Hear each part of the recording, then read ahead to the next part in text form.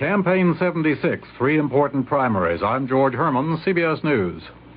And I'm Neil Strasser, reporting on the CBS Radio Network.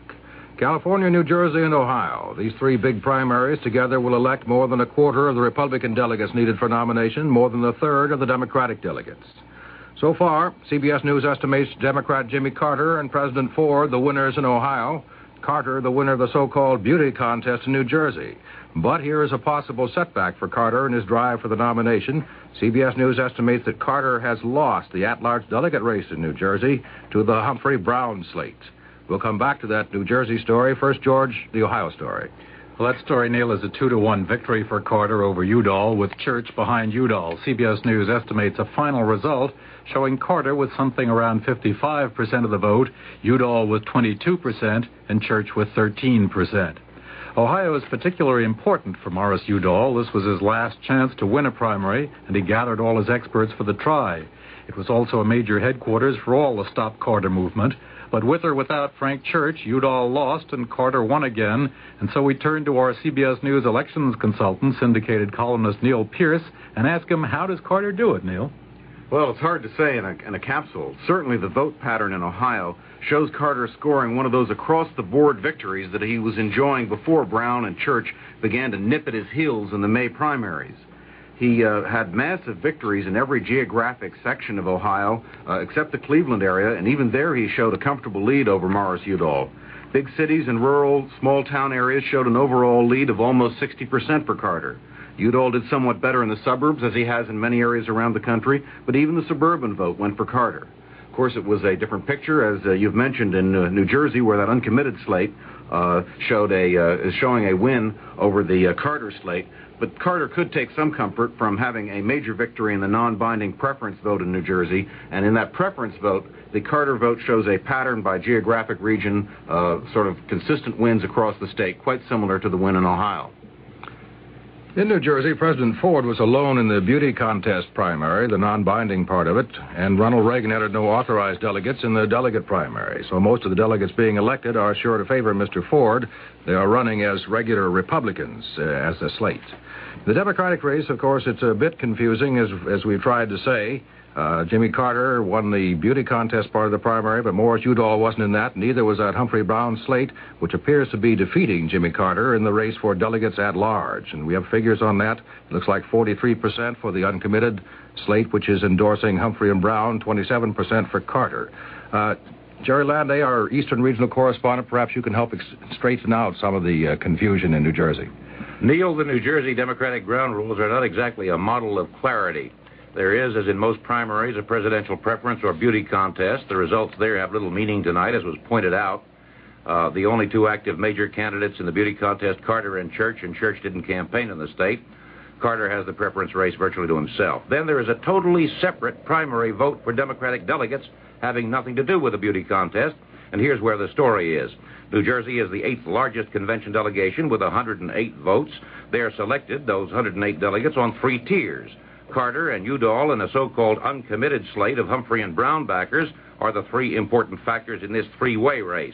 Each was running slates in each of 40 state senatorial districts.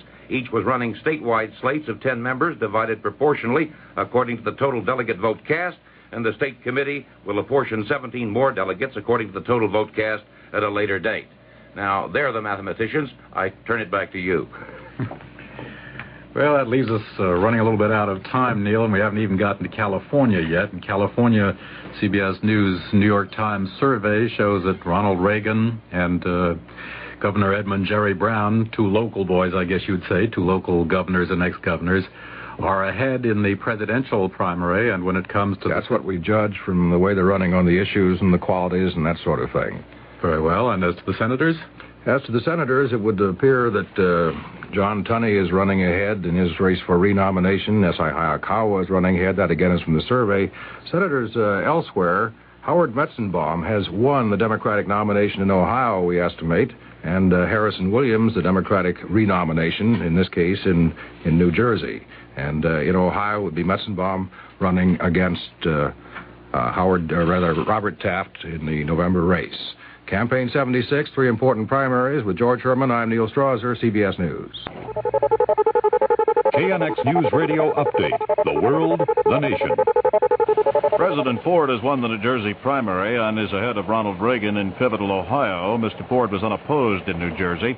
Jimmy Carter also won the New Jersey popularity contest against only minimal opposition from Senator Frank Church. But Carter's stiffest test is the race for New Jersey's 108 delegates, where he ran against a slate of uncommitteds pledged to Governor Brown and Hubert Humphrey. Unofficial vote tallies now show that Governor Brown, a write-in candidate, won 11 delegates in Oregon's Democratic presidential primary, not just 9. The Federal Power Commission has ruled out construction of the proposed High Mountain Sheep Dam and 2 competing proposals on the Snake River between Oregon and Idaho. The House Rules Committee has decided to bypass the House Administration Committee, headed by Congressman Wayne Hayes, in setting up funding for the Hayes sex scandal probe. KNX News Radio time, 7 o'clock. Good evening, ladies and gentlemen. This is Harry Burrell in KNX Election Central. At this time, KNX News Radio begins its continuous coverage of today's primary election in California. This evening's broadcast is being sponsored by the Akron, with 19 stores in Southern California to serve you. Throughout the course of the evening, you'll be hearing reports from KNX News Radio reporters, as well as updates from CBS News on the balloting in Ohio and New Jersey, which also held primary elections today. KNX News Radio is geared to bring you the fastest and most comprehensive coverage of the California voting. KNX News Radio reporter Boyd Harvey will be covering President Ford's election headquarters at the Los Angeles Hilton Hotel. You'll hear reports from Ronald Reagan's headquarters at the Ambassador Hotel from KNX News Radio reporter Ann Kestner. Miriam Bier will be covering the events at Governor Brown's headquarters at the Los Angeles Convention Center. Jimmy Carter's election headquarters are set up in the Palladium, and KNX News Radio reporter George Martin is covering that scene. John Goodman and Pete Moraga will be covering the headquarters of Senator John Tunney and his challenger Tom Hayden, respectively. Reporter Goodman will also be keeping up to date on events at the headquarters of District Attorney John Van de Kamp. Jake Jacobs will be broadcasting from the Ambassador Hotel, covering the 3 Republican Senate candidates, Robert Finch, John Harmer, and S.I. Hayakawa. Of course, all of the vote tabulations from Los Angeles County will be coming from the Vote Tabulation Center, and that, as in past KNX election coverages, is being manned by KNX News Radio reporter Jerry Laird. Mike Landa will be moving in the field this evening covering the propositions. Dennis Bracken and Barry Road will be heard with interviews and sidelights to the balloting. And throughout it all, joining me here in KNX Election Central will be Alex Sullivan, keeping us abreast of statewide balloting and what it all means. It promises to be an interesting evening, and you'll hear it all right here on KNX News Radio. And now let's start going around, checking in at the different headquarters and see what's going on. First of all, to the headquarters of Ronald Reagan and KNX News Radio reporter Ann Kestner. Ann? Well, Harry, Reagan campaign personnel arrived in the embassy room of the Ambassador Hotel in downtown Los Angeles early today. 45 minutes before this broadcast, the Secret Service sealed off the room, which meant we had to get out while a thorough search was made. 2 German Shepherds trained to sniff out bombs were used in the search. I'm doing this report right now from a payphone in the hotel lobby, because the KNX broadcast booth is in the ballroom, which is still sealed off. Security, as you can imagine, is very tight, and it will be even more so when candidate Reagan arrives here later this evening. This is the first time in 8 years that the embassy ballroom has been used as an election night headquarters for a presidential candidate. The last time was in June of 1968, and the candidate was Democratic Senator Robert Kennedy. I was here that night, and I must say there's a sharp contrast in the security then and now. On the night Kennedy won the California Democratic presidential primary, news reporters, campaign workers, and the general public were allowed to go in and out of the embassy ballroom virtually at will. I recall wearing a small blue and white pin which said Kennedy Election Press. It was supposed to be a special credential, but as the night wore on, it was ignored. Many of us here that night remarked how loose the security seemed to be. Tonight is another story. Our broadcasting equipment, my typewriter, files, tape recorders, are all being searched at this very moment. News personnel are wearing special credentials with the pictures on them. We'll be here throughout the evening with the latest developments from Reagan headquarters. And this is Ann Kestner at the Ambassador Hotel. Now back to KNX Election Central. All right, very good, Ann. We'll be checking back with you later. Now let's check in with the headquarters of Robert Finch and KNX News Radio reporter Jake Jacobs. Jake? Harry, the mood here at the election night headquarters of Republican senatorial candidate Robert Finch is about what one would expect this early in the evening. A few of Finch's aides are here decorating the room with one huge picture of the candidate and just literally dozens of smaller campaign posters of Finch, and the traditional balloons that are stock in trade of election night falderall. However, the candidate is not here. Finch is teaching a 7 o'clock political science class at Pasadena City College. He is expected to arrive here at headquarters at around 9:30 this evening. But the mood here is good, the optimism high, predicated primarily on the last California poll over the weekend, which showed Robert Finch running a neck-and-neck race with another GOP senatorial contender, S.I. Hayakawa, the former president of San Francisco State University. Finch and Hayakawa were deadlocked at 28% in the poll. Republican Congressman Alfonso Bell of Beverly Hills placed third with 20%, and former California Lieutenant Governor John Harmer of Roseville, California, bringing up the rear on the Republican side with 8%. So on the strength of that tie with Hayakawa going into today's election, Finch aides are waxing optimistic. They point to polls which show that Finch had lost his standings as front-runner to Hayakawa early on in the campaign, with the two showing a draw on two earlier polls.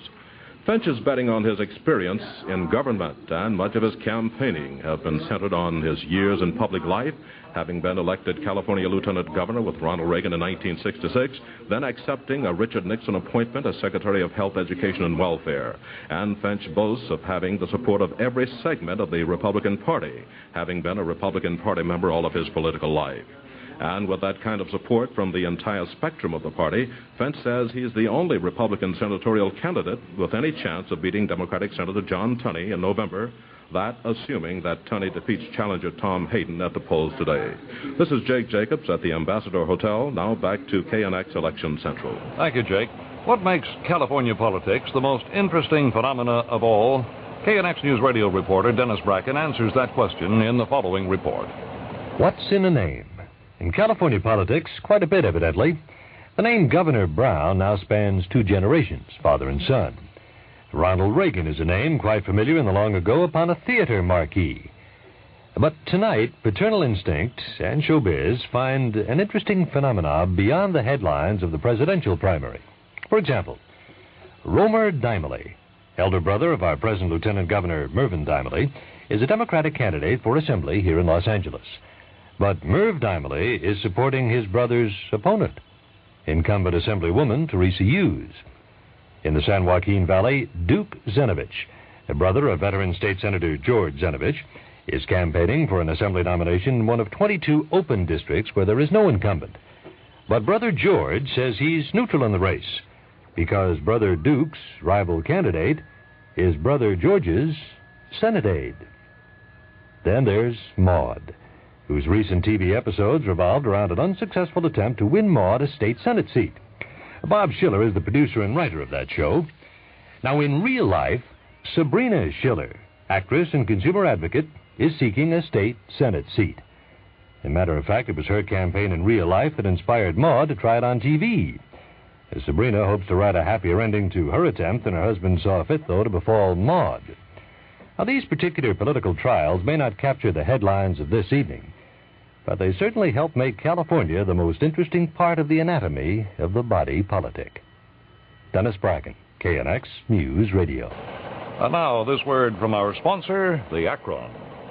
Akron is the first and original something for everybody out of the ordinary store. You never know what pleasant surprises you'll find at your local Akron store, and that's part of what makes Akron shopping such an adventure. For example, if you visit the Akron tomorrow, you'll find the famous Crockery Chef electric slow cooker on sale. The slow cooker is the very popular friend of every kitchen for gourmet stews, casseroles, sauces, and soups. Save money, too, because the slow cooker's lower wattage reduces energy usage, and its longer cooking time enables you to slowly tenderize less expensive cuts of meats. The Akron's original price was $11.99, but save $3 on this good-looking, practical slow cooker, yours for just $8.99. At this low price, they'll fly out fast, so hurry. There are 19 Akron stores throughout Southern California. See the big, beautiful Akron ad in tomorrow's Los Angeles Times for more great money-saving values from around the world. Remember, that's at the Akron.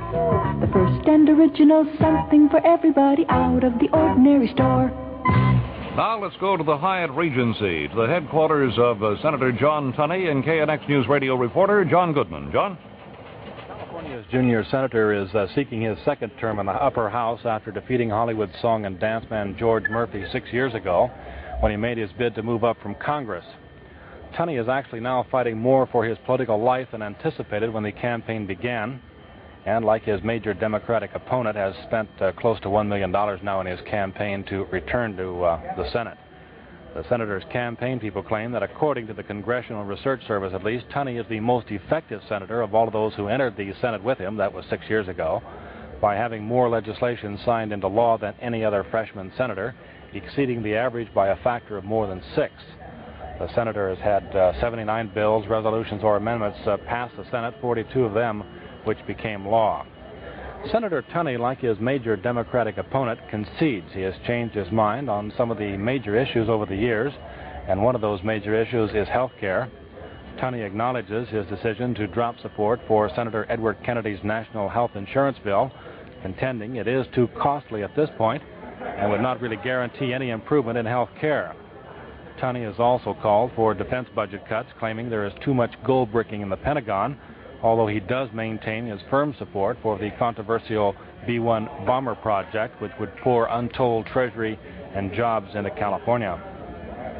What might be designated the highlight of the campaign came over this last weekend when Senator Tunney and Tom Hayden squared off in a long-awaited broadcast debate.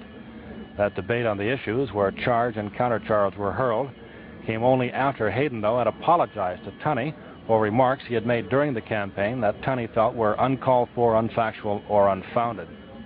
Hayden has shown surprising strength during the last few weeks, with the latest polls showing that he continues to close on the incumbent, with only 7 percentage points separating the pair up until last weekend. And if that poll would continue to maintain the speed that it has over the last several weeks, that would make them close to a dead even heat as the polls opened this morning here in California. The campaign headquarters here at the Hyatt Regency Hotel right now is like any other campaign headquarters just after the polls close and before things get going. Nothing is going on. The balloons have been blown, the bar's been set up, the podium's been decorated, the media is waiting, and the floor is empty. All we need now are some vote returns to start coming in and some supporters to start coming in, and awaiting what they hope at least is going to be a champagne victory celebration later on this evening and return Senator John Tunney to the Senate of the United States. This is John Goodman at the Hyatt Regency Hotel. Now back to KNX Election Central. Well, John, as you indicated, the evening is young as yet. California Governor Edmund Brown, Jr., whose Democratic presidential campaign headquarters have been established at the Los Angeles Convention Center. He is not there yet, but KNX News Radio reporter Miriam Bier is. Let's have her report now. Miriam? Well, Harry, the cavernous convention center could have been the scene of the Democratic convention this summer. The media reportedly favored this site for its facilities, but Madison Square Garden in New York was chosen, and tonight California Governor Brown, who never exactly encouraged the idea of a Los Angeles convention, is holding his victory celebration here instead. The Brown campaign has had a reputation for a Spartan quality, but tonight a press room above the main floor party room features a table laden with sandwiches and drinks, and the few members of the campaign wandering upstairs early in the evening have exclaimed over the comparative luxury of the arrangements.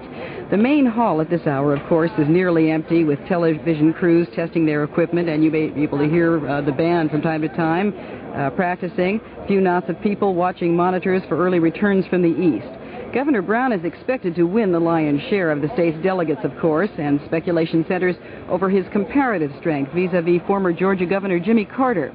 Speculation has grown that a harmful division could mark the Democratic Party if Carter wins a substantial number of delegates going into the convention, say 12 or 1,300 of the 1,505 needed to cinch the nomination, and yet is still denied the standard-bearer's role by the party. Governor Brown's press secretary Fred Epstein, one of the first campaign officials arriving here tonight, tells KNX News Radio the assessment on pressing Carter further will have to wait beyond tonight. I don't think there's any magic to the numbers. I mean, if you say 194, 213, or you know, I mean, you can throw out just about anything. I think it's going to become clear in the weeks ahead what the thrust of things is. If Governor Carter succeeds well today in various primaries, then people will assess that, and that will become obvious in the weeks ahead. If, on the other hand, he doesn't do well, that will become obvious, and things that he would want to happen won't happen, and the race will remain open. Governor Brown got into the race because it was open. It is open now. We expect it will remain open, and the governor has indicated he will continue to contest the nomination right up until the convention. We don't see anything right now that will change that. If that situation changes, then we'll take a look at it. But tonight, in other words, you don't expect to be sort of a make-or-break night in the way it could be, let's say, from Ronald Reagan. No, definitely not. We're leaving tomorrow at 1:40 for New Orleans, and we're going to Boston and Hartford and St. Louis, and those are our plans, and we're going to do that, whatever happens. And I think, Pennsylvania was supposed to be the big watershed in this primary. Everybody thought it was all locked up then, and we've had quite an active race since. And if you look for those kinds of climactic, one-shot situations, I think you find usually you're disappointed. It just doesn't happen that way. That's just not the way politics is.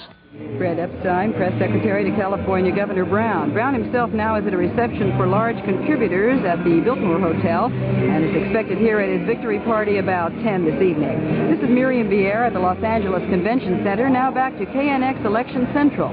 Thank you, Miriam, and we'll be checking back with you shortly. The most controversial of the Los Angeles County propositions on today's ballot are Propositions R and T, which would establish a 232-mile fixed-rail rapid transit system. KNX News radio reporter Beach Rogers has a look at the plans. Proponents envision one of the fastest transit systems in the world, featuring modern red and silver trains flashing around the sprawling metropolitan area at speeds up to 85 miles an hour. There would be 3 types of trains: locals, interurban, and an airport line. The roadbeds would be built on freeway medians and shoulders, as well as on railroad rights-of-way that already exist and on flood control embankments. A fleet of 1,000 cars on routes stretching from Santa Monica to Pomona, from San Fernando to San Pedro, would make up the Sunset Coast Line. Opponents call the plan the Great Train Robbery and maintain the only practical way to serve the sprawling metropolis and connecting communities of Southern California is by bus. They say the cost of the Los Angeles train transit system would not be the $6 billion estimated by proponents, but more like $14 billion. Los Angeles voters are being asked to impose an extra penny of sales tax to finance the system. 0.5 cent of the tax would be lifted after the system is constructed. Projections call for construction of 89 miles of track by 1984, with 50 miles operational. Voters rejected rapid transit proposals in 1968 and 1974. Backers say they can muster the votes this time because of the large number of cities served by the system. They also view Propositions R and T as the last chance for rapid transit in Los Angeles, both politically and financially. A city whose world-recognized symbol is the automobile and the freeway. This is Beach Rogers, KNX News Radio. You're listening to KNX News Radio's election coverage, sponsored by the Akron. Akron is the first and original something for everybody out of the ordinary store. Wherever you live in Southern California, there's an exciting Akron store near you. Shopping is fun at the Akron, with new and surprising items from all over the world greeting you every week. But did you know that your Akron store also has a huge selection of well-known health and beauty aids for the entire family? Yes, the Akron is your headquarters for furniture from the Orient and glassware from Europe. But you'll also find Listerine and Bufferin and Pepsodent and Breck Shampoo and Noxzema on the Akron shelves, along with the other famous brand names you've used for years. The Akron has just reduced its prices on dozens of health and beauty aids to save you even more. So make it a point to visit the Akron this week and amble through their health and beauty aid department. And for more exciting values, see the Akron ad in tomorrow's Los Angeles Times. There are 19 Akron stores in Southern California, open 7 days a week. The first and original something for everybody out of the ordinary store. Now let's go to the Los Angeles Hilton Hotel, the headquarters of President Gerald Ford and KNX News Radio reporter Boyd Harvey. Boyd? Thank you, Harry. The polls are still open, and from the way the voting has been going in the Southland all day, that's where the people are. They certainly are not here at the Ford election night headquarters, at least not yet. The Ford campaign people have chosen the Los Angeles Hilton for their election night headquarters. They have the hotel to themselves when it comes to candidate headquarters. At the moment, we have the Pacific Ballroom to ourselves, except for some band members who are warming up their embouchures, and for some bartenders who are warming up their wrists, I guess. They're waiting for some customers. The president will not be here this evening, so that makes it a little easier to move around, bring equipment in and the like. The tedious searches by the Secret Service are not a part of this night, at least. This is a rather strange election night also, for the focus at the Ford headquarters is not in California, but in the other two states where primaries were held today, Ohio and New Jersey. The latest California poll, taken just days before the primary, showed that Ford's opponent for the Republican presidential nomination, the former governor of California, Ronald Reagan, still had a commanding lead here in the West. And in California, a win by just one vote is as good as a win by 100,000 or even 1 million in the Republican primary. It's winner take all, and Reagan hopes to pick up all 167 delegates, and that'll put him just about even in the delegate count with the president.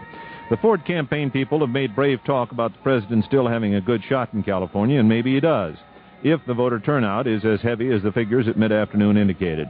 Most political observers have felt that a light turnout among California Republicans would benefit Reagan, since he has a solid base of support here. So naturally, the Ford camp is happy to see a large turnout. And if that turnout is large enough, and if enough of that large turnout is Republican, the president still might have a chance, in spite of trailing Reagan by some 15% in the last public opinion poll. Ford could, by some remote chance, therefore, pick up all the undecideds, and that would make it a horse race. Ford, of course, got an early start in California when most of the top Republicans, at least the top elected Republicans, got on the Ford campaign committee early. The top elected Republicans in the Senate, Evel Younger, the Attorney General, and the head of the Republican caucus in the California Senate, Dennis Carpenter of Newport Beach, co-chair the President Ford California campaign. Both Attorney General Younger and Senator Carpenter have said right up until the last that the president does have a chance. Both have said they feel that even without California, Mr. Ford can get the nomination in Kansas City, but both admit it will be much harder. And so tonight there is some tension and an air of expectancy, but most people at this headquarters are more interested in victory elsewhere. Across the way, some of the volunteers are blowing up some balloons. The Ford people are hoping that the president's balloon will not burst here in California. If the president does well in California, we may hear from him by telephone at about 9:30 this evening. This is Boyd Harvey at the Los Angeles Hilton Hotel. Now back to KNX Election Central. Thank you, Boyd. Former Georgia Governor Jimmy Carter has set up his headquarters at the Hollywood Palladium, and KNX News Radio reporter George Martin is there. George? Things are rather preliminary here at Carter headquarters at the Hollywood Palladium. Orchestras and bands warming up. There was a delegate total board posted with nothing on it, but headings reading New Jersey and Ohio.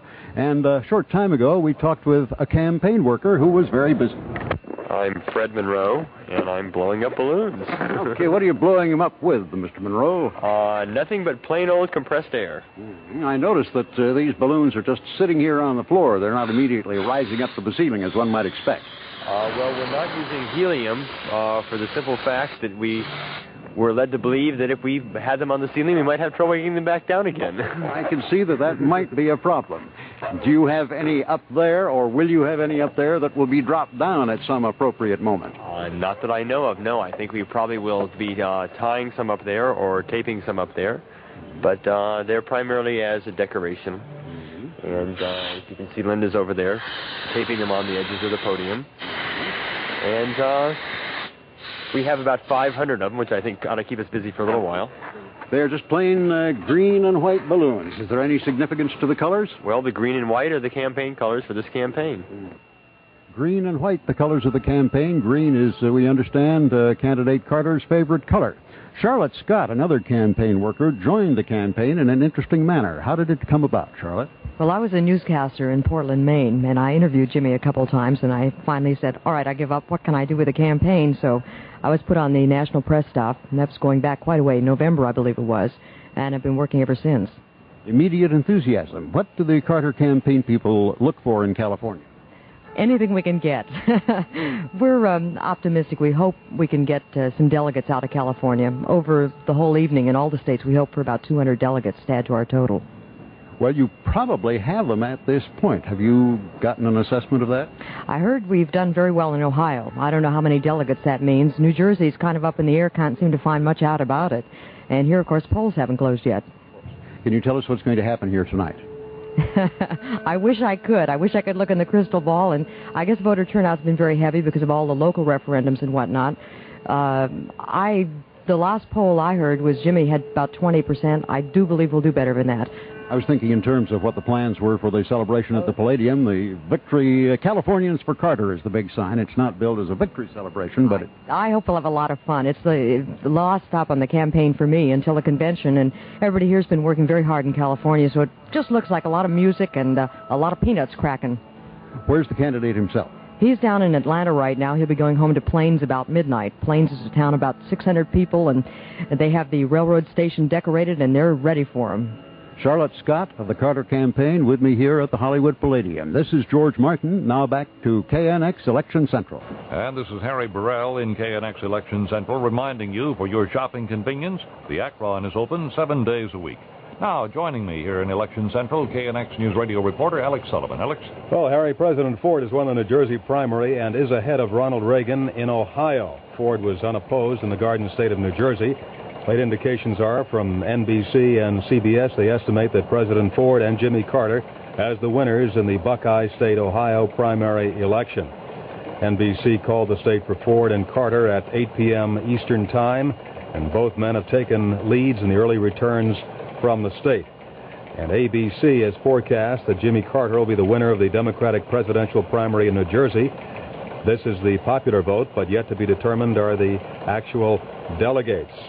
And Carter is seeking to nail down the Democratic nomination on the first ballot, edging ahead of Morris Udall and Senator Frank Church in the state of Ohio. KNX News Radio will be keeping up to the minute on California results as they start coming in later in the evening. Meanwhile, in L.A. County by 7 p.m., officials in the Registrar Recorder's office say that 57.5% of the county's registered voters had gone to the polls, and this compares with 44% in the 1974 gubernatorial election and 60% for the same hour in the last presidential primary in 1972.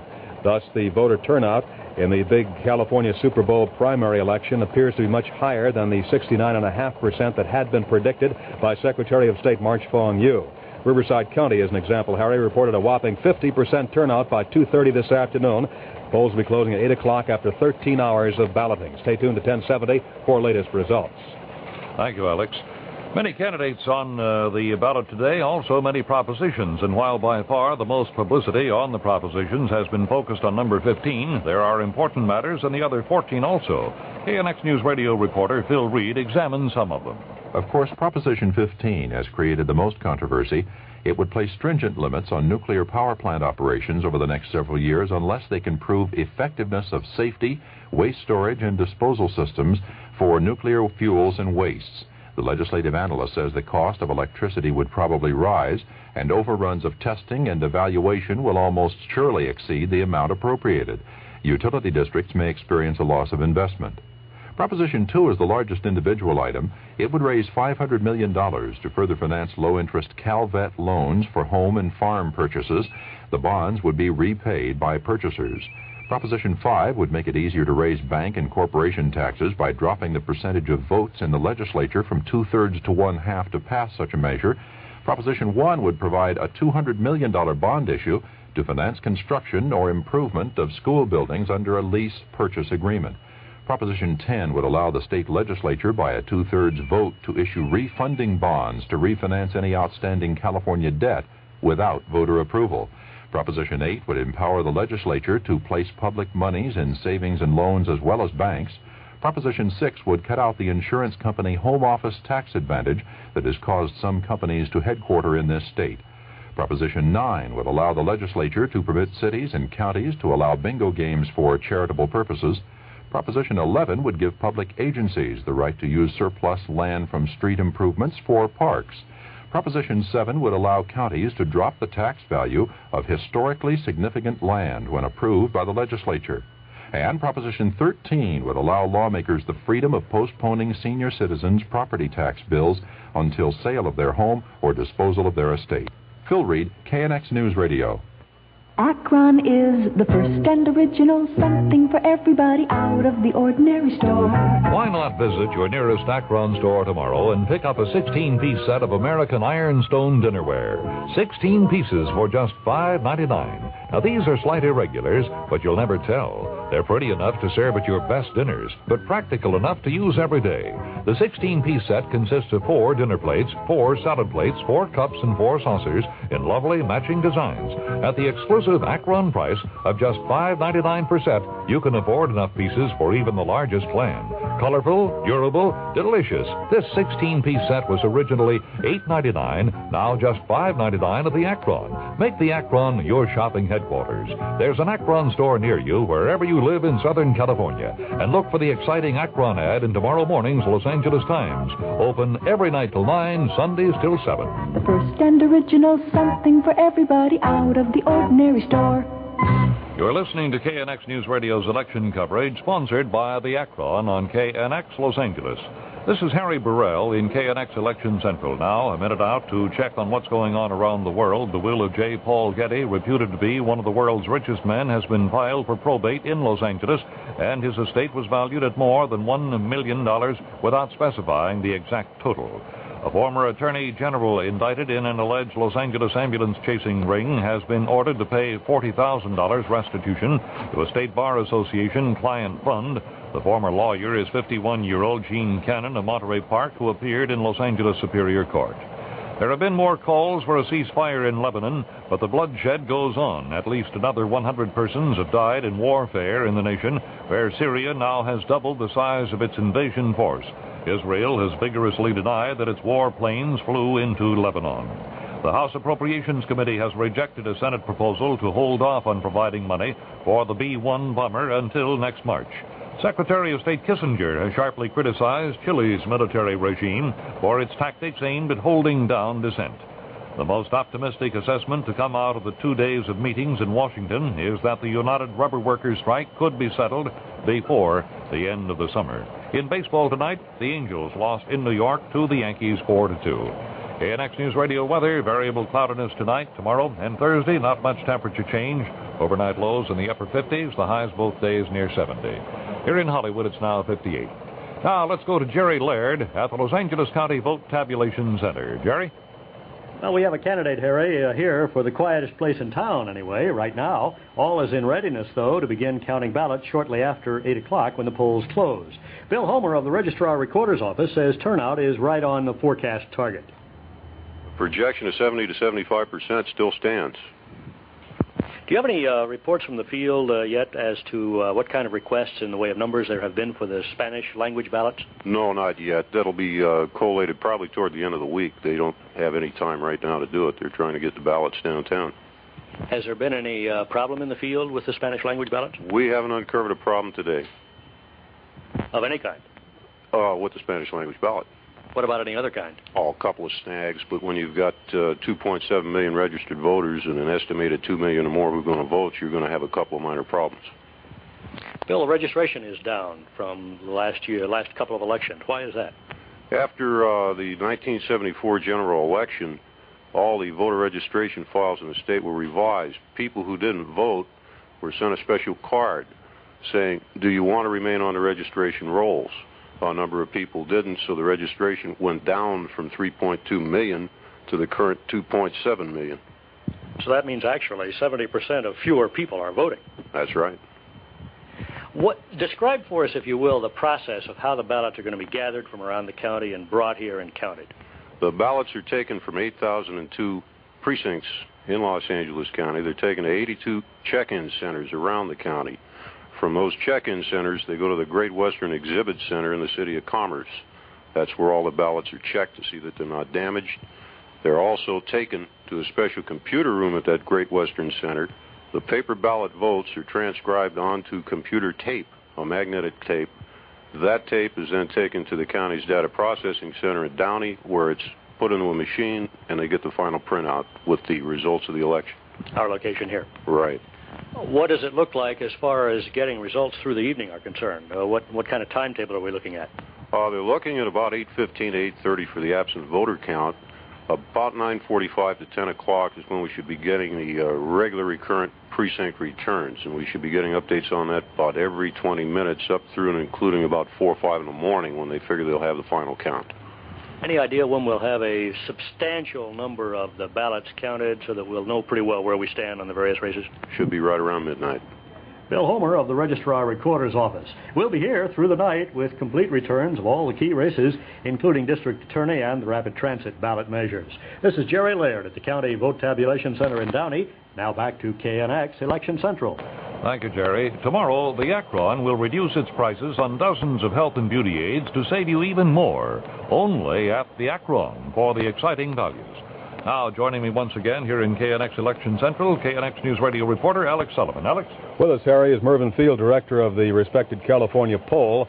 All eyes today will be on that very vital U.S. Senate race in California, Mr. Field, and your poll has shown that Tom Hayden has been slowly creeping up on incumbent John Tunney through the week, surprising Tunney to the extent that Tunney started to fight back for his political life. Your latest poll shows that Tunney had 48%, Hayden 41%, 11% undecided. Did this surprise you as a statistical person? Well, I'd say the late drive that Tom Hayden has put on is remarkable. I think in 30 years that I've been polling in California, I haven't seen a situation where someone started as far back as Tom Hayden and to come so close. And what was interesting, last week he was gaining increasing momentum. He was still 7 points behind as of last Saturday. But we looked at our data in respect to where the vote was coming from, and we saw a very unique situation in respect to age. If you take people under 35, they were heavily for Tom Hayden. If you took people over 50, they were heavily for John Tunney. In that middle age group, they broke marginally for John Tunney.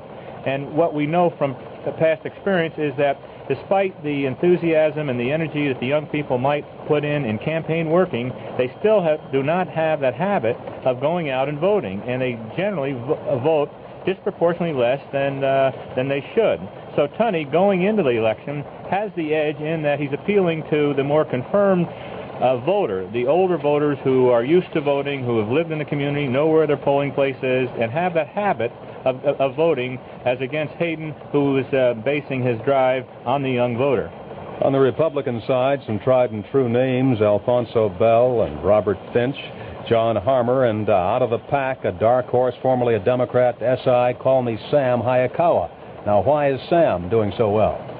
Well, he has a lot of appeal. He erupted on the scene about 6 or 7 years ago in one dramatic moment when, as president of San Francisco State College, in a student demonstration, leaped on that sound truck with his tam o'shanter cocked on his head and pulled the wires of that sound truck, and that got him overnight celebrity status. He was a Democrat. He still thought of as a liberal, but our polls show that he had across-the-board support and winning very heavily in our polls in Northern California and doing reasonably well in Southern California, and this is why he was leading.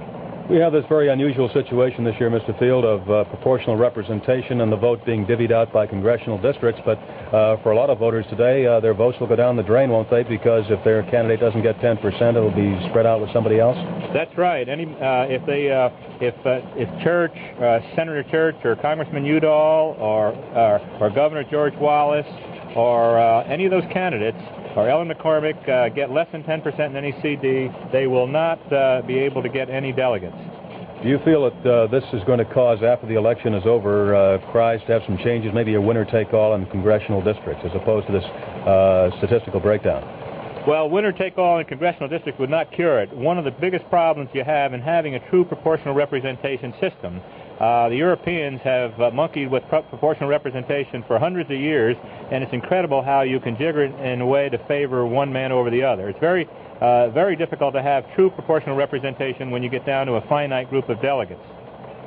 On the Proposition 15 race, we've seen several millions of dollars coming into California from utilities and industries elsewhere on the East Coast trying to defeat Proposition 15. And do you feel that the state Supreme Court decision, which lifted the spending limits, apparently based on the First Amendment freedom of speech, if that had remained, would it have made any difference or not in terms of the poll showing on 15? Well, I know some people will dispute my views on this, but I feel that the tide in respect to Proposition 15 was already in motion. It was heavily toward the no vote before the full weight of the disproportionately more money that the no side had.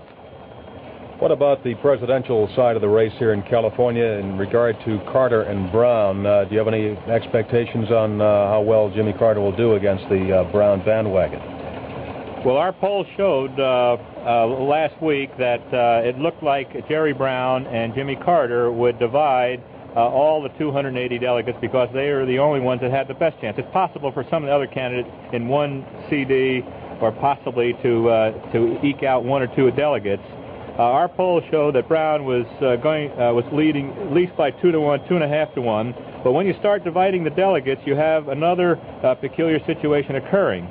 The way the Democrats will divide the delegates will favor Carter a little in the breakage. It's a complicated subject. I don't think we have enough time for me to describe it now, though.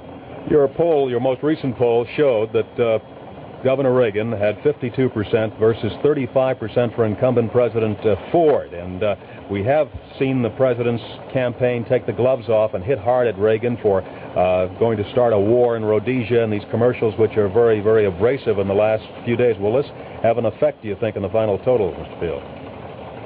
When you have events like the statements made by Ronald Reagan, it takes a while. You need a few days or a few weeks for it to have a full impact on the electorate. I think that occurred at a time when the Republicans had made up their minds in which way they were going to go, and I don't think it's going to have a profound effect. It might have a marginal effect on the outcome, but not a great deal of outcome.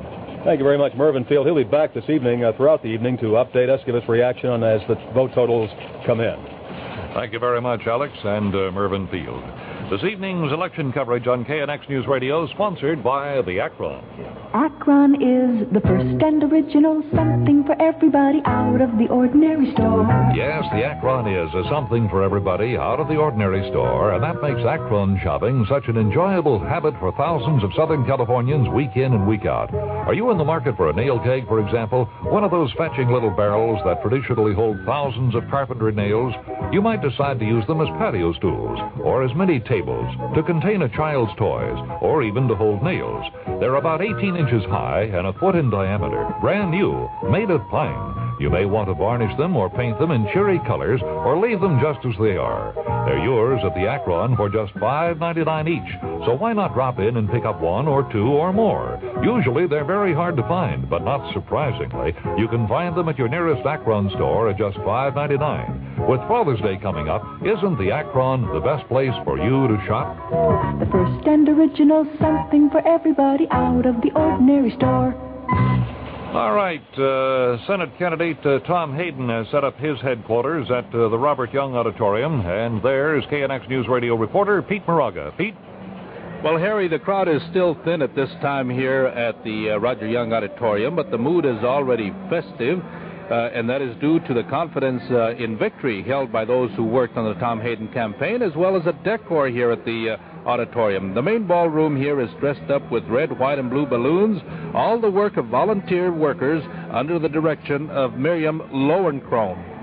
We've been very lucky during this campaign because we've had really a lot of volunteers. We've had a well-coordinated office that's been run almost entirely by volunteers, and they've also come and helped on all of the events that we've had. And we had approximately a staff of 10 people here today, putting up signs, blowing up the balloons, putting up the streamers, putting up the bunting, tying the balloons, picking the balloons up off the floors, you name it, they did it. What sort of a group do you expect here tonight? Well, I would say probably from 400 to 1,000 people.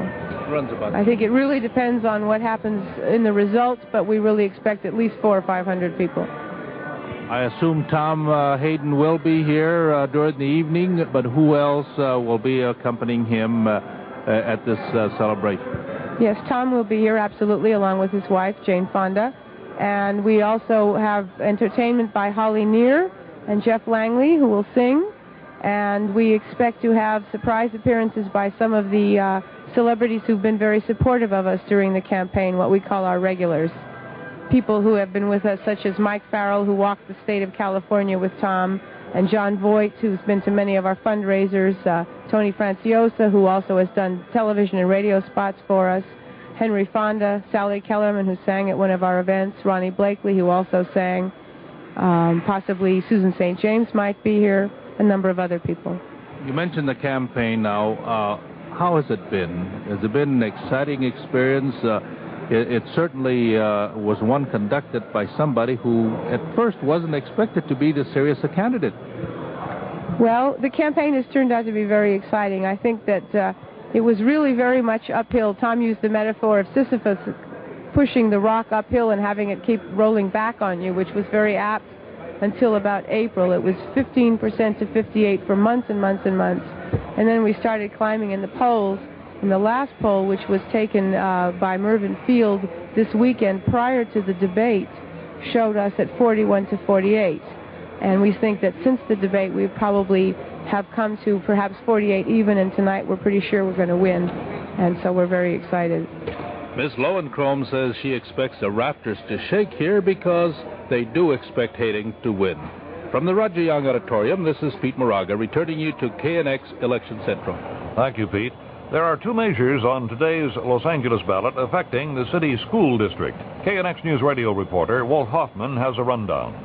One of the propositions, C, would increase the number of school board members to 9 from the current 7, with each member representing a designated geographic district rather than all of them being elected at large, as is the current practice.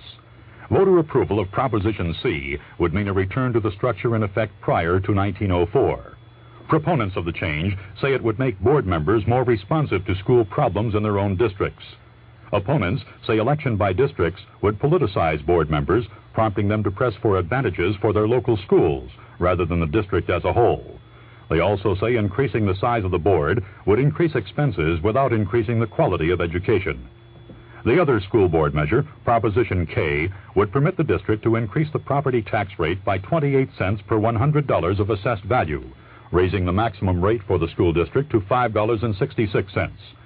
Supporters say it is needed to maintain quality education in times of inflation. Critics say the money is not needed, and better use of current funding would accomplish the same purpose. School officials estimate approval would cost the owner of a $40,000 home about $23 more per year in taxes. Simple majority votes are required for passage of both Proposition C, a larger school board elected by district, and Proposition K, a 28-cent tax override. Walt Hoffman, KNX News Radio. Thank you, Walt. Now let's check in with the headquarters of Alabama Governor George Wallace on Western Avenue and KNX News Radio reporter Mike Lenda. Mike? Well, Harry, except for a couple of volunteers, the Wallace campaign headquarters is virtually empty. The trappings of a political election night vigil are here: red, white, and blue bunting and a large drawing of an American eagle. The only missing element is people. Southern California coordinator for the Wallace campaign is Charles Pitchford, who is realistic about his candidate's prospects in California. Well, we don't expect to make a landslide, but we do expect to get some delegates. How many, I don't know, but we expect to get something. What would that mean in the overall scheme of things at the convention? Would there be any role, do you think, for the governor to play, even though he hasn't had that big a showing? Oh, yes, very, very definitely. I believe that he'll be in a position to get a platform, I think, that will conform to his wishes. That's the thing that he's more or less concerned with. That's what he's always been concerned with. He doesn't expect to get the nomination. His name may be placed in nomination, but his chance of getting it, he doesn't expect to get it. But he feels with enough delegates that he'll be in a position to bargain and get a decent platform out of the convention. What happened to the Wallace constituency of 1972? How do you account for the loss of support? Well, it's not so much a loss of support. Well, incidentally, he hasn't been able to get out and flail his arms around and walk around through crowds like the other guys have. And then, of course, recently it's been a money problem. I mean, they've been pretty... they just haven't had the money for the last couple of 3 months. Charles Pitchford, Southern California coordinator for the George Wallace campaign. From Wallace headquarters on Western Avenue, Mike Landa, KNX News Radio. Thank you, Mike. Now, once again, here in KNX Election Central, KNX News Radio reporter Alex Sullivan. Alex? President Ford and Jimmy Carter, Harry, have taken one-sided leads in the important Ohio primary. That's a strategic battleground in their campaigns for the presidential nomination. And both Ford and Carter also swept New Jersey's preferential election. Carter moved far ahead of two liberal challengers, Arizona's Morris Udall, Frank Church of Idaho, as the votes started coming in from Ohio, and President Ford, desperately trying to turn back Ronald Reagan's conservative wave, took an even bigger lead over the former California governor in the Buckeye State.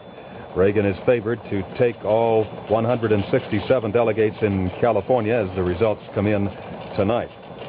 Carter swept to an easy one-sided victory in New Jersey's beauty contest primary, but his more serious challenge is coming in the race for the 108 delegates. And there he's pitted against an uncommitted slate, which is backed by California's Governor Edmund Brown Jr. and Hubert Humphrey. And at this hour, Carter is leading for enough delegates to give him more than 1,000 toward that magic 1,505 needed to clinch the nomination. President Ford, by the way, was unopposed in New Jersey's popularity primary today, and an uncommitted slate of 67 delegates, most of them President Ford's, at his bidding is headed for a statewide sweep in the Garden State. In fact, CBS forecasts at 9:37 p.m. Eastern Time that the uncommitted slate of delegates in the New Jersey Democratic primary would wind up with 41% of the vote. Uncommitted coming out ahead, topping 30% for the slate for Jimmy Carter. As we mentioned, those uncommitted delegates are favoring either Humphrey or Governor Brown. And with Jimmy Carter way out in front in the Ohio Democratic primary, Morris Udall says he's congratulated him on what Udall termed a solid victory and a brilliant campaign. Udall said Carter is now the heavy favorite to win the nomination. Thank you, Alex. Now a word from the winner on both sides of the political fence, the Akron. Akron is the first and original something for everybody out of the ordinary store. With Father's Day almost here, make the Akron your gift-buying headquarters. Thousands of Californians have discovered the Akron has the most unusual, unconventional, yet desirable gift selection at prices well within the range of even the most modest budget. With 19 stores in Southern California, there's sure to be an Akron near you. There are 3 in the San Fernando Valley, in Burbank, Tarzana, and Granada Hills. And did you know that Orange County has an Akron store in Anaheim and another in the city of Orange?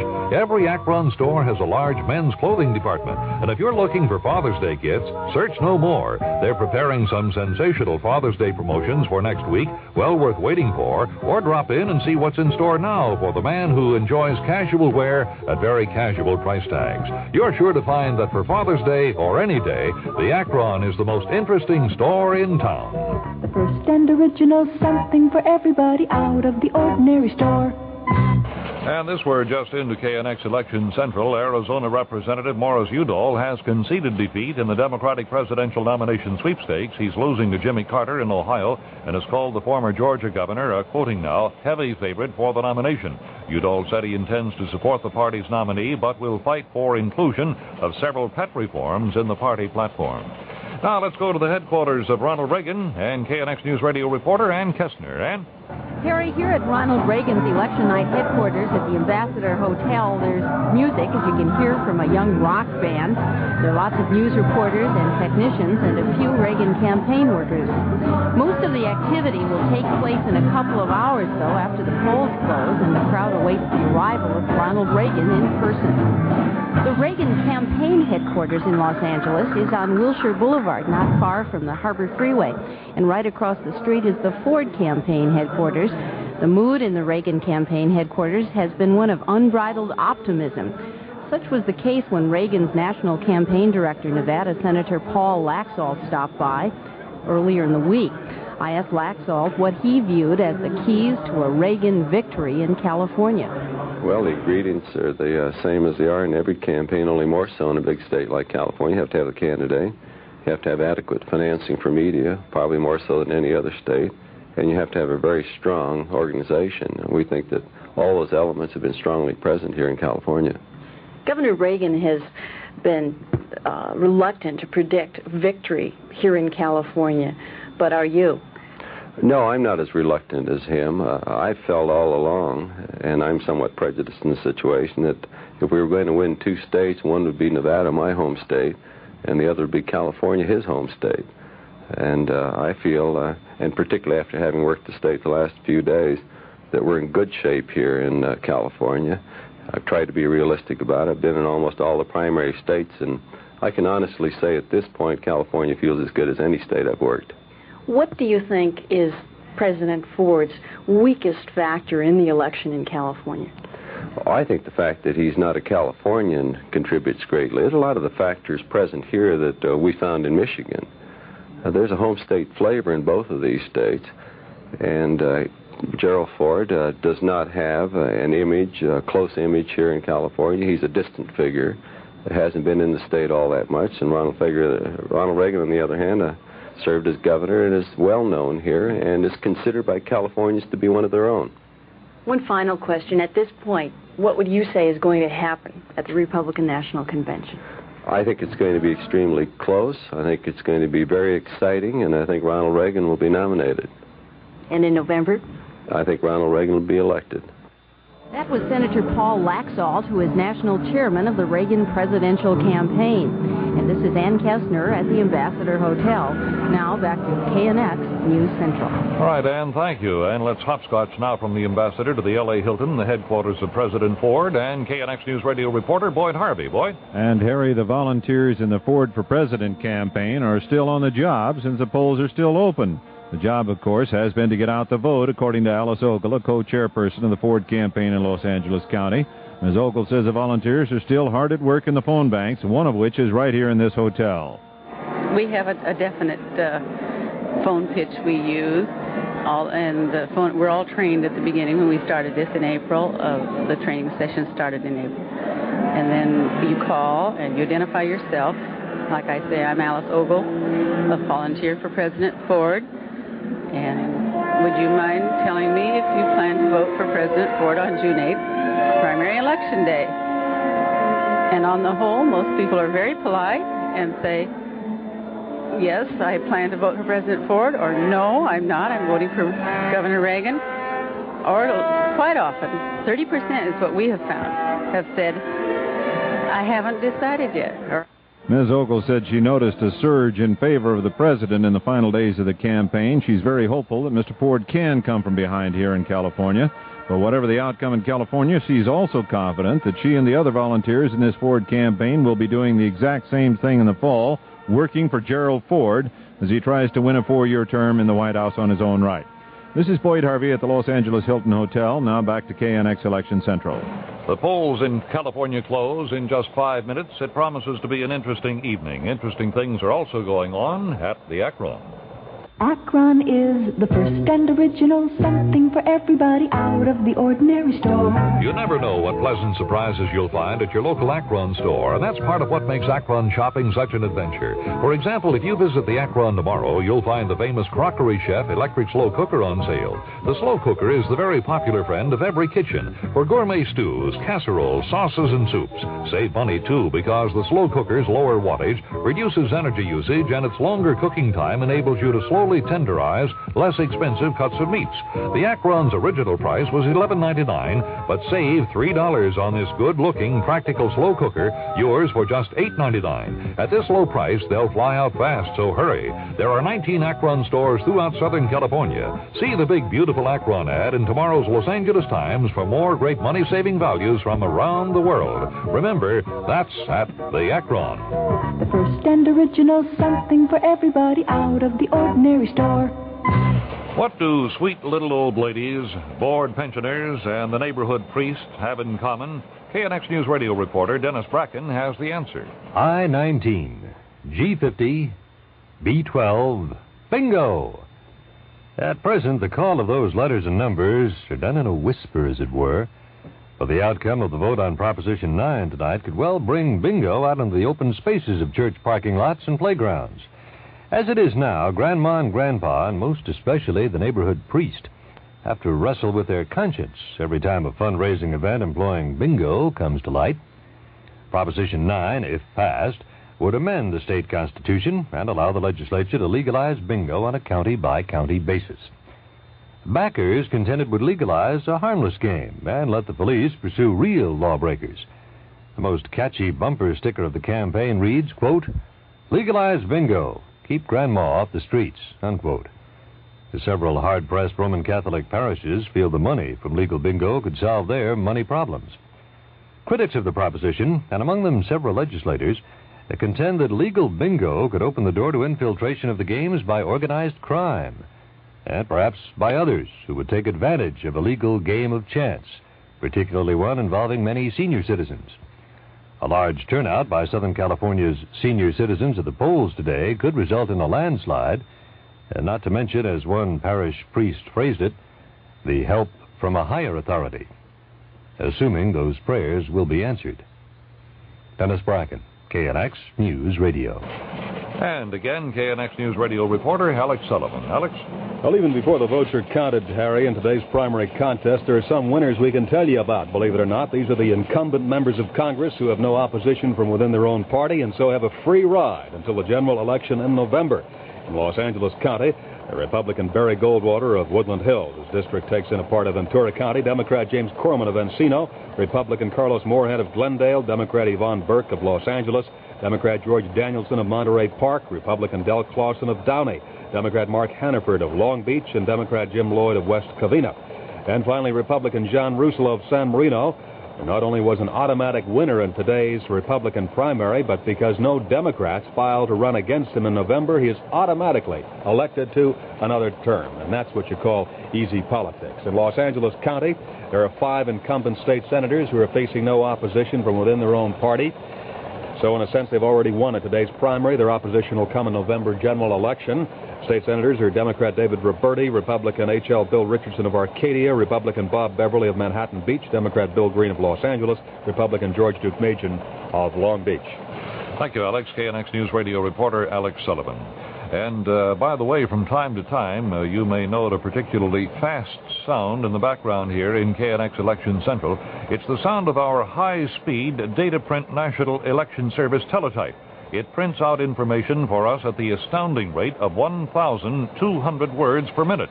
Standard speed for a teletype for years was 60 words a minute. So you can see how much faster our figures are coming out tonight on the NES or National Election Service wire here at KNX and will throughout the evening. It's right here in the studio with us, along with our standard AP, UPI, City News, and AP election wire machines, all designed to help us, along with the radio's most complete field staff, to keep you informed tonight on the election here in California. It's 8 o'clock.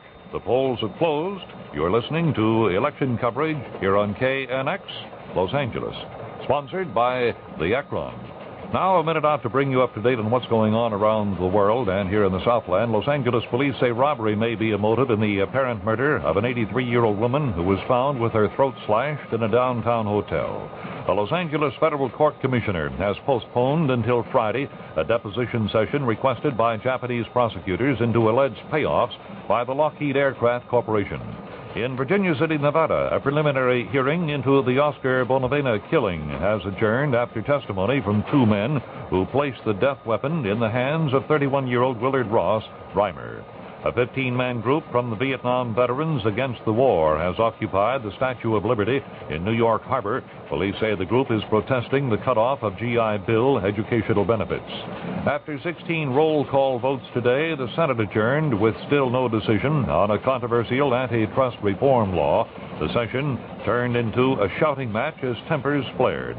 No injuries have been reported in a strong new tremor in Italy's region of Friuli, where a devastating earthquake took nearly 1,000 lives just 1 month ago. The House Interior Committee has voted 34-5 to ban new mining claims in Death Valley and 5 other units of the National Park System. KNX News Radio weather, variable cloudiness tonight, tomorrow, and Thursday. Not much temperature change. Overnight lows in the upper 50s. The highs both tomorrow and Thursday near 70. Here in Hollywood, it is 58. Now, let's go to the Hyatt Regency, the headquarters of District Attorney John Vandekamp and KNX News Radio reporter John Goodman. John? John Vandekamp is seeking election to the Los Angeles County District Attorney's Office in his own right after being appointed to that position by the Los Angeles Board of Supervisors last fall following the death of Joe Bush. Now, Vandekamp, who has served as an assistant U.S. attorney, federal public defender, and now as district attorney for the last 8 months, began reorganizing the nation's largest prosecutorial office immediately after his appointment, carrying out some of his own ideas to improve efficiency as well as the administration, while at the same time initiating outside independent audits of certain divisions of his office to determine how best to improve their capabilities. Vandekamp says he has no complaints about the way that his own individual campaign has been conducted. Well, I'm relatively pleased about the way our campaign was conducted. I think we stayed on the issues. We tried to avoid personalities, tried to talk about the things that were going on in the office, and I think those are the important things to the voters. Hopefully a campaign can illuminate issues and let people decide who is the better candidate.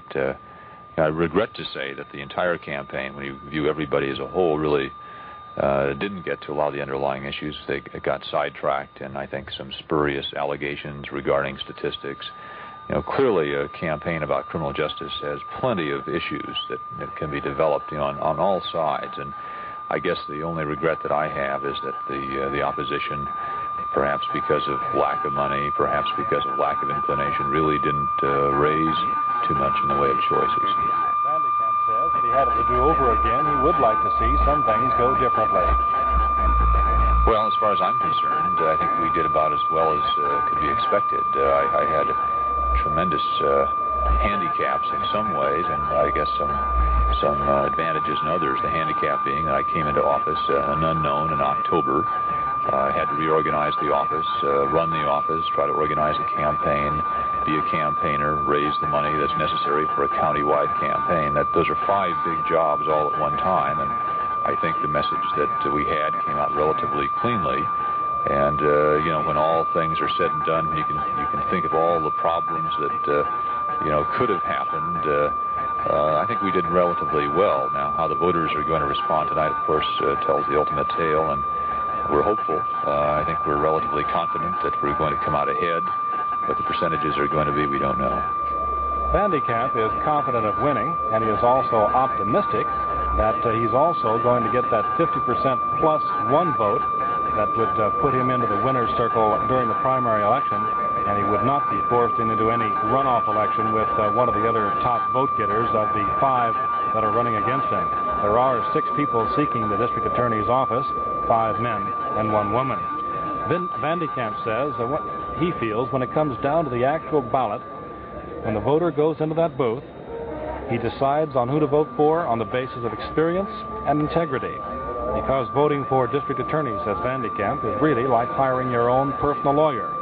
You must have the rapport, and you must have the vibes, and they all have to be right. And he says that's really not a bad way to go. This is John Goodman at the Hyatt Regency Hotel. Now back to KNX Election Central. Thank you, John. Tomorrow's special at the Akron, the famous Crockery Chef electric slow cooker on sale for only $8.99 at the Akron. Again, KNX News Radio reporter Alex Sullivan. Alex? The polls have closed, Harry, in California after 13 hours of balloting to select the nation's biggest presidential convention delegations. Going into today's balloting, former Governor Reagan and current Governor Brown were considered by the pollsters to be the favorites in their respective parties' presidential voting. And 15 initiatives also on the ballot, the one attracting the most attention, Proposition 15, to decide the fate of nuclear power in the Golden State. Jimmy Carter has won the Ohio Democratic primary. Carter has about 53% of the vote, and Morris Udall 19%. Frank Church was getting about 13% in Ohio.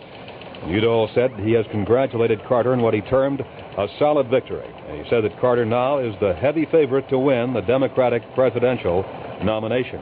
Looking at how that popular vote translated into delegates, Carter picked up 104 delegates based upon the latest totals we have, 20% of the precincts so far showing Carter with 104, Udall 20, Church with 1, and Wallace with 1. And Louis Stokes, Congressman Stokes, with 5. Taking a look at New Jersey, where the vote totals are still being tallied, we see that the uncommitted delegation is leading in New Jersey with 35% of the vote on the Democratic side, followed by Jimmy Carter with 33%, George Wallace 10%, Senator Frank Church 7%, Ellen McCormick 4%. As far as delegates go in New Jersey, the vote totals so far, 14% of the precincts counted, show Carter has 29, putting him in second place of that uncommitted delegation, which is leaning toward Senator Humphrey and Governor Brown. Governor George Wallace with 3, and Church was shut out with Udall picking up 2 delegates so far in New Jersey, according to the early returns. Jumping back to the Buckeye State of Ohio, President Ford is steamrolling through Ohio with 55% of the vote. Governor Reagan has 45%. This is with 20% of the precincts in Ohio, or about 2,500 reporting. While there's only a 10% difference between the popular vote of Ford and Reagan, it makes a large difference in delegates because 82 are pledged to President Ford and only 3 to Governor Reagan in Ohio if the trend continues there. The voter turnout today in San Diego County as of 7 o'clock tonight was 66%, and this compared with 64% 4 years ago. The San Diego County voter registrar, Robert Denny, is predicting a final turnout today of almost 74%. The predicted turnout in the county is slowly but steadily dropping, figures based on 36 sample precincts, and L.A. County, according to the returns coming in at 7 o'clock tonight, showed the turnout ahead of the 1974 gubernatorial election. Now back to Harry. Very good, Alex. Thank you very much. Now, this word from the Akron. Akron is the first and original something for everybody out of the ordinary store. Wherever you live in Southern California, there's an exciting Akron store near you. Shopping is fun at the Akron with new and surprising items from all over the world greeting you every week. But did you know that your Akron store also has a huge selection of well-known health and beauty aids for the entire family? Yes, the Akron is your headquarters for furniture from the Orient and glassware from Europe. But you'll also find Listerine and Bufferin and Pepsodent and Breck Shampoo and Noxzema on the Akron shelves, along with the other famous brand names you've used for years. The Akron has just reduced its prices on dozens of health and beauty aids to save you even more. So make it a point to visit the Akron this week and amble through their health and beauty aid department. And for more exciting values, see the Akron ad in tomorrow's Los Angeles Times. There are 19 Akron stores in Southern California, open 7 days a week. The first and original something for everybody out of the ordinary store. Now let's go to the Ambassador Hotel, the headquarters of S.I. Hayakawa and KNX News radio reporter Jake Jacobs. Jake?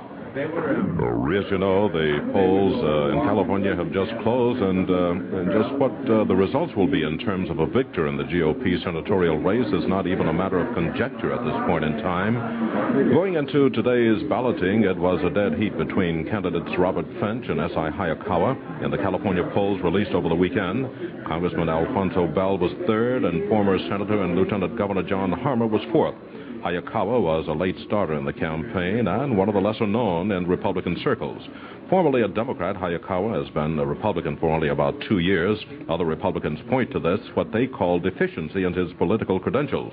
Hayakawa is better known as the man, then president of San Francisco State University, who had an eyeball-to-eyeball confrontation with student radicals at SFU. All of the Republican senatorial candidates espouse conservative themes, so there is little difference there. Well, where is the difference, if any? Earlier, KNX News radio reporter Mike Landa put that question to Hayakawa. Some of the basic differences between candidates have been their personalities. And I think that, especially with television as one of the media, the sense of the personality of the individual becomes more important because you see his face and watch every iota of his facial expressions and his gestures and so on. So personality does become more important, except I didn't get on television at all this time, so except the news stories, of course. Were you particularly upset, Dr. Hayakawa, by having opponents raise the question of your age? Oh, no, goodness, I wasn't upset at all. I expected it, and I've been handling it. I've said all along that the important fact about your age is simply how old you are between the ears. And I know a lot of people who are 27 years old who are older between the ears than I am. Republican senatorial candidate S.I. Hayakawa. This is Jake Jacobs at the Ambassador Hotel. Now back to KNX Election Central. Thank you, Jake. Certainly, the most controversial state proposition on today's California ballot is Proposition 15, the Nuclear Power Plants Initiative. KNX News radio reporter Beach Rogers has a look at the measure. Proposition 15 has clearly generated the most publicity among the 15 statewide ballot measures. It would prohibit construction of new nuclear power plants in California unless utilities prove the safety of their huge billion-dollar nuclear reactors and assume full financial liability in the event of a release of deadly radioactivity. Opponents insist that safety precautions already reduce the chance of an accident to 1 in a million. There are 3 nuclear power plants in California. They generate about 5% of the electric power used in the state. 4 more reactor units are under construction at 2 plants, and others are planned. By June of 1977, the power output of these nuclear plants would have to be reduced to 60% of their licensed power level unless the federal limits on liability are removed or the operators waive the liability limits. The California State Legislature has already passed, and the governor has signed into law, 3 bills which were designed to counter Proposition 15's stringent requirements, replacing them with milder restrictions. A key difference is that existing plants at San Onofre, Rancho Seco near Sacramento, and Humboldt Bay would not be affected, nor would other units now under construction at San Onofre and the Diablo Canyon near San Luis Obispo. Passage of Proposition 15 would nullify the 3 new laws. Proposition 15 was placed on the ballot by a petition drive led by environmental and public interest groups. It has been vigorously opposed by utilities, the Ford administration, including the president himself, and powerful segments of organized labor. It is the first deep sounding of public sentiment about commercial use of the atom and could prove a bellwether for the rest of the nation. This is Beach Rogers, KNX News Radio. And now let's return to the Los Angeles Convention Center, the headquarters of Governor Edmund Brown, Jr., and KNX News Radio reporter Miriam Beer. Miriam? Well, Harry, the Los Angeles Convention Center Hall can't exactly be called cozy, and its cavernous spaces are only spottily filled with clusters of campaign workers gathering to enjoy an expected Brown California victory, some media technicians adjusting equipment for transmissions later, and a band which a few minutes ago struck the most interesting note of the evening in the echoing hall when it played Sweet Georgia Brown with Sweet Jerry Brown, the words being sung in honor of the occasion. The California governor himself won't arrive until about 10 this evening. Right now he's at a reception for large contributors at the Biltmore Hotel. Speculation has grown that California's 38-year-old Governor Brown might back off from a fight to the finish against the Jimmy Carter candidacy for the Democratic nomination if Carter makes a strong showing in today's final 3 primaries. But the results so far this evening from New Jersey, at least, apparently have given heart to Brown aides for continuation of their effort after this evening votes are counted. An uncommitted New Jersey delegation, in a somewhat confused situation, is claimed by Hubert Humphrey and Governor Brown forces in New Jersey and is reported leading Carter so far. Tom Quinn, who managed Brown's campaign for the California governorship, now is the state's Air Resources Board chief. Quinn accompanied Brown to New Jersey yesterday, and he tells KNX News Radio he was astounded at the positive response to Brown there. Tonight's results, if they look the same later on, the same way they do now, I think indicate that Jimmy Carter cannot win that nomination on the first ballot. That if Jerry Brown continues to go around the country and pick up delegates, there's no way that Jimmy Carter will come up with 1,505 delegates. I just don't believe it's possible at this point. For him to have such a resounding defeat in New Jersey, I think indicates a serious weakness in his candidacy. And if Governor Brown wins here in California by the margins being forecast, if he gets more than 50% of the vote, that's going to be the largest victory that we've ever had in a Democratic primary in California. And even though he's governor, one would suspect that if Jimmy Carter is a viable candidate who really does have appeal in large, diverse states such as California, you would think he'd do much better. And I think this indicates a serious problem.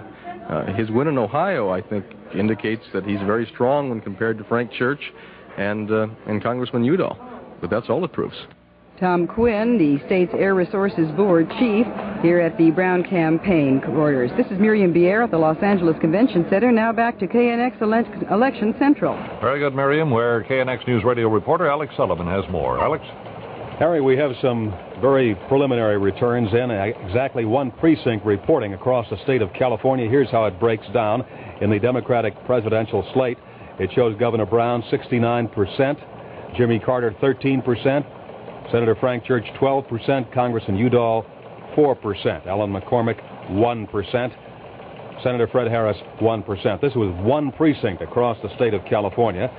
Taking a look at delegates is how that would translate out. If that trend remained the same throughout the long evening, it would show Governor Brown with 54, Jimmy Carter with 11, Senator Frank Church with 10.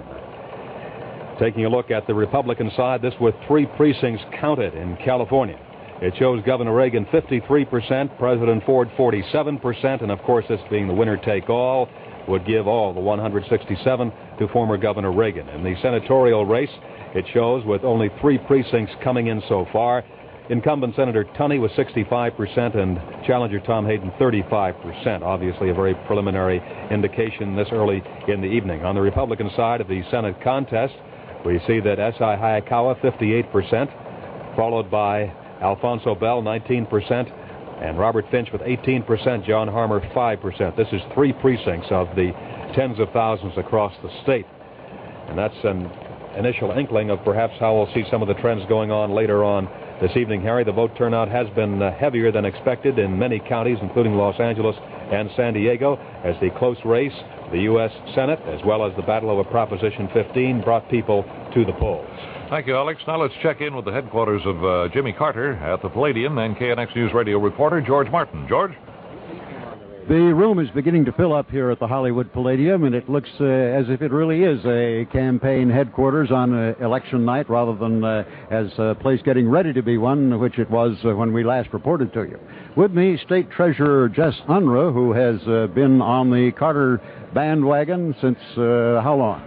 Well, actually, since the Maryland primary. I endorsed Governor Carter very shortly after Senator Jackson suspended his campaign. I was originally Senator Jackson's state chairman in this state, and it appeared to me that Governor Carter was the closest to Senator Jackson in both his views and experience, and as a consequence, when Senator Jackson suspended his campaign, I endorsed Governor Carter.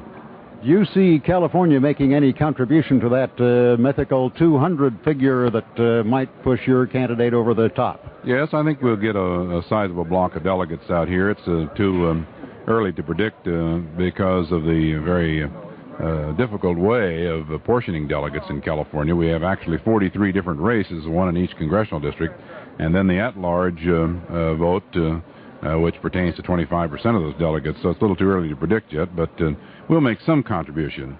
Unfortunately, I think not as large as the state would have made. I think the state might have been in a position to put Governor Carter over the top, except for Governor Brown's late candidacy. Do you see anything that can stop him at this point? No, I do not. I think he is. He will be the nominee, and I think it's about all over except the shouting and the crying. Are you going to be taking an active part in the campaign following the primary? Well, I'll do whatever Governor Carter wants me to do. The campaign after the primary is going to be a very interesting campaign between this date and July 12th, when the Democratic Convention opens, because it will now go to caucus states and to picking up individual delegates one by one or in small blocks. So, yes, I intend to do some telephoning and some help in acquiring those delegates to make sure we have a good, solid victory in New York. Are you anticipating any move in any direction for you in connection with the campaign? No, I have no plans, no thoughts. I consider myself to be a latecomer to this campaign. I'm very pleased and happy to be supporting Governor Carter because I think he was a fine governor of Georgia, a very vigorous utilizer of governmental power and reshaping the bureaucracy there and reforming the tax structure and doing other things that I think and believe a governor ought to be aggressively involved in. One of the knowledgeable men of California politics, State Treasurer Jess Unruh. At Carter headquarters at the Hollywood Palladium, George Martin. Now back to KNX Election Central. Thank you, George. And again, KNX News Radio reporter Alex Sullivan. Alex? The actual raw vote total is very small so far, Harry, but we do have with us Director Mervyn Field of the California Poll, who perhaps could offer us some estimates on the way it may be going later in the evening. Well, we have some indications from a number of sources. And the way it appears that in the Republican presidential race, Ronald Reagan is winning by a large margin. In the Democratic presidential race, Governor Jerry Brown is winning by a large margin. In Proposition 15, that measure appears to be going down to a defeat. The no side is winning in that. In respect to the Democratic senatorial race, it appears that the late Tom Hayden surge, which was evidenced last week, may have fallen short. Right now, it appears that Tunney has a slight lead over Tom Hayden.